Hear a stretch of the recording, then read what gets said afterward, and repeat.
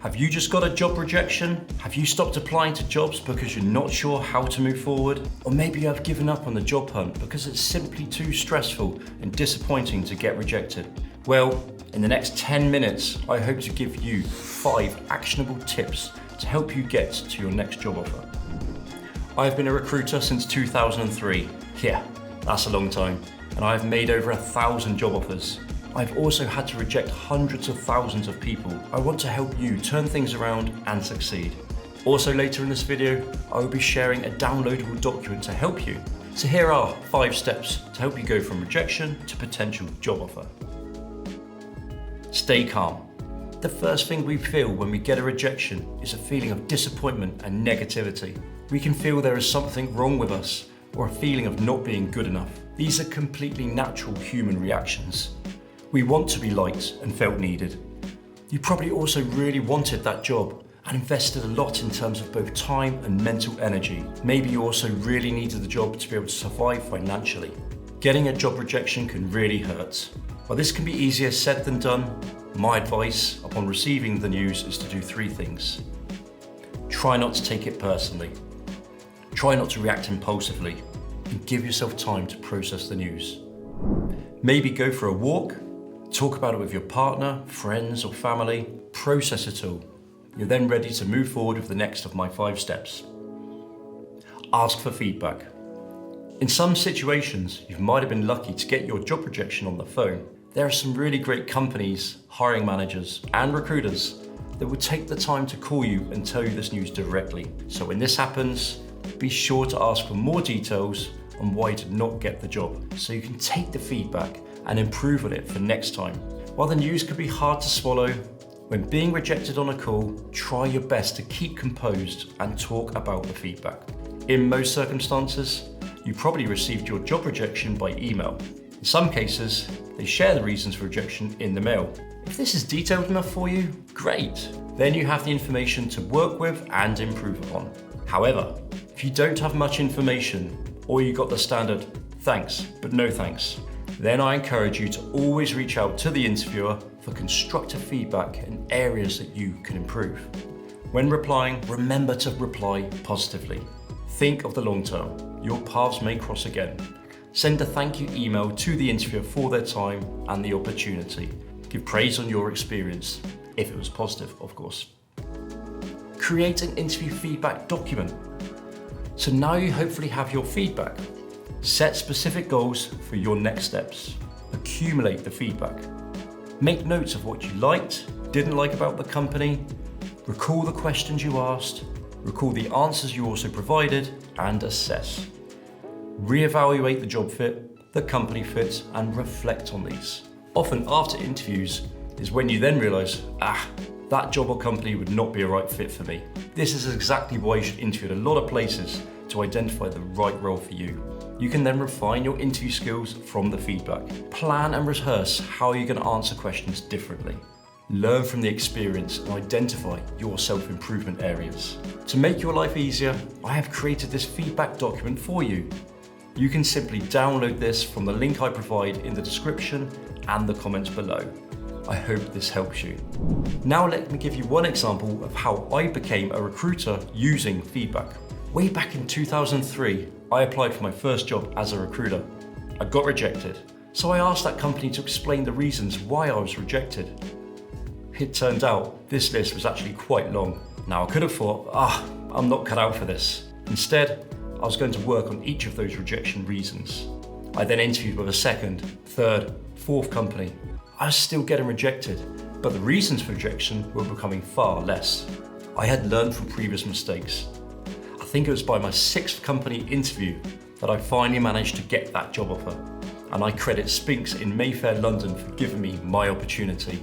So, Spinks, if you're watching, thank you for believing me as a recruiter. I'm still doing it 20 years later. So the fundamentals of asking for feedback and using it for learning has served me all of my career, and I encourage you to do the same. Let me give you another example of feedback. In a few rare cases, you can turn it around. In 2016, I wanted to hire a recruiter at my own company. I actually had 2 candidates that I both really liked. I offered one the job and reluctantly rejected the other, with detailed feedback of course. Now this candidate replied to me to say how much she really wanted the job, and she said she's willing to work for free just to prove herself. I really loved this clear demonstration of passion and commitment, so I decided to hire her as well. I also offered her the full salary despite her generous offer to work for free. Now, in most cases, a company has just one open position due to workload or budget. But you never know, and if there's a small chance the company can hire another, well then put yourself in that position, be seen, be considered. Keep the self-belief. Don't let rejection reduce your self-confidence. Remember, it's not always because you are not a fit. There can be so many other reasons, such as someone else being just a bit better fit, or someone internal getting the job is very common, as this person is known, risk is perceived lower, and a lot of companies try to promote within as priority. So maybe you just missed out on the job due to someone internally being a few steps ahead of you. Quite often, without realizing it, we are being rejected when in fact we were so close to being hired. Remember when you show up to your next interview that confidence and self-belief needs to be there. Otherwise, it will count against you. Remember, rejection is very common. Think of the odds. Let's say a role gets 50 applicants, so it's a 50-1 chance. 49 will be rejected, whether at application stage or interview stages. Most people don't realise these odds, and they feel personally defeated after their rejection. It really does become a numbers game, and you need to interview at many places to both find the company and the role for you, and also for the company to want to hire you. The more you interview, the more the odds you have to land your job. Keep the momentum. Don't stop now. Continue applying for other opportunities. Remember, while you're in interview mode, you have done several interviews and you are now warmed up. You are improving your interview skills each time. Maintain a routine.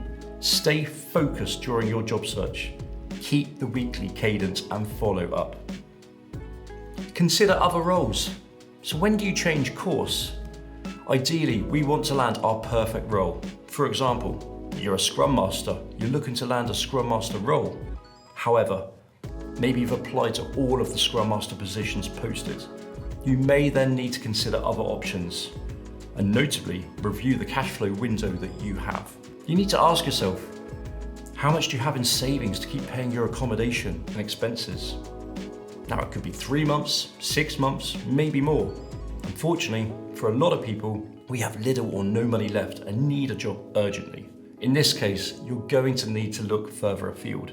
I would describe this in 3 layers. 1, absolute ideal fit, the job matches very closely. 2, similar fit, maybe 50%, e.g. a business analyst rather than a Scrum Master. 3, little or no fit, restaurant waiter, delivery driver, etc. As our personal situation changes due to desire to get back on the job market, or the cash flow maybe is running out, we may need to go down through the layers to get ourselves back on feet. At the end of the day, we need money to function in life. If you need to take a role that is far from your ideal choice or expertise, then you just need to accept the circumstances short term. But keep positive, strive to land that role in the future when the timing is better. Don't give up on it. So those are 5 steps you can take following a job rejection. Stay calm, ask for feedback, create a plan, take action. Keep the self-belief, then consider other roles. Remember, a rejection does not define your worth or potential. Embracing a positive and proactive attitude after rejection leads to new opportunities and your personal growth. You are turning setbacks into stepping stones. Rejection is redirection. Let's also not hang on the word rejection. Let's call it feedback. We use feedback to learn and move forward. Remember, interviewing can also be a numbers game. Put the odds in your favour.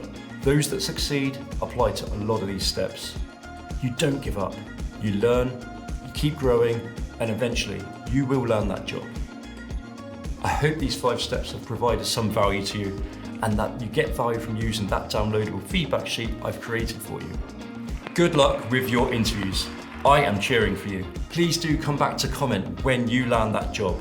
We can then celebrate in the comment section together. See you soon.